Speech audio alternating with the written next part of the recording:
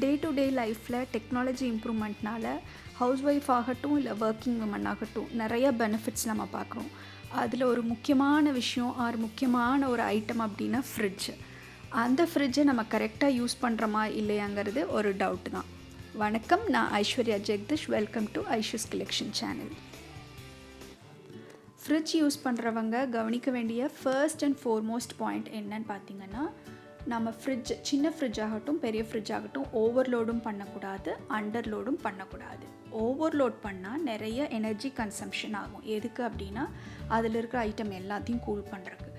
கம்மியான ஐட்டம்ஸ் இருந்துச்சு அப்படின்னா, லோடு கம்மியாக இருந்துச்சு அப்படின்னா சீக்கிரமாக கூல் ஆகாது. ஏன்னா இப்போது ஒரு பொருள் கூலாச்சு அப்படின்னா அந்த பொருளில் இருந்து வர சில்னஸ்னால பக்கத்தில் இருக்கிற பொருள் கூலிங் ஆகும். அதனால் நீங்கள் ரொம்ப ஐட்டம்ஸ் கம்மியாக வச்சுருந்தீங்க அப்படிங்கன்னா கூலிங் ஆகிறதுக்கு ரொம்ப லேட் ஆகும்.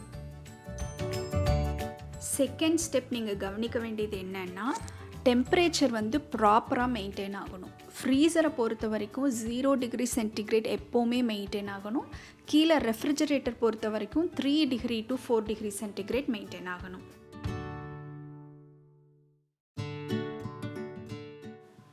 தேர்ட் ஸ்டெப் என்னன்னு பார்த்தீங்கன்னா, எந்தெந்த பொருள் எங்கெங்கே வைக்கணுங்கிறத நம்ம கற்றுக்கணும்.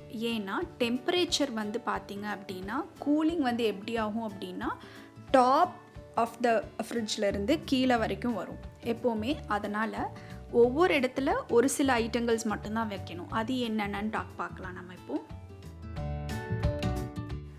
டபுள் டோர் ஃப்ரிட்ஜாக இருந்துச்சு அப்படின்னா, ஃப்ரீசர் கம்பார்ட்மெண்ட்க்கு அப்புறம் கீழே நீங்கள் செகண்ட் டோர் ஓப்பன் பண்ணோடனே ஃபர்ஸ்ட் ஒரு ட்ரே மாதிரி இருக்கும். அந்த ட்ரேயில் நீங்கள் என்னென்னலாம் ஸ்டோர் பண்ணலாம் அப்படின்னா, டைரி ப்ராடக்ட்ஸ், அதாவது அந்த இடத்துல ரொம்ப சில்லுன்னு மட்டும்தான் ஆகும், ரொம்ப கோல்ட் ஆகாது.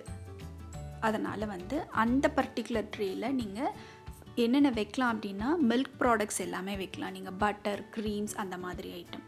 அதுக்கப்புறம் அந்த கம்பார்ட்மெண்ட்க்கு அடுத்தது கீழே வர்றது என்ன அப்படின்னா, நீங்கள் ப்ராசஸ்டு ஃபுட் இல்லாட்டி ஆல்ரெடி குக்கான ஃபுட், இந்த லெஃப்ட் ஓவர்ஸ் எல்லாம் வைக்கிறதுக்கு அந்த செகண்ட் கம்பார்ட்மெண்ட் நீங்கள் யூஸ் பண்ணிக்கணும். ஃபர்ஸ்ட் டைரி ப்ராடக்ட்ஸ் யூஸ் பண்ணிக்கிறதுக்கு, செகண்ட் பார்த்திங்க அப்படின்னா processed or cooked food use பண்ணுறதுக்கு.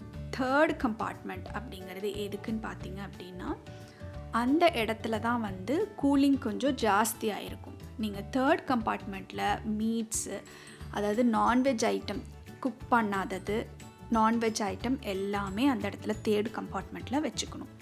கடைசியில் கீழே ஒரு ட்ராயர் இருக்கும். அந்த இடத்துல மட்டும்தான் நம்ம வெஜிடபிள்ஸ் ஆர் ஃப்ரூட்ஸை ஸ்டோர் பண்ணணும்.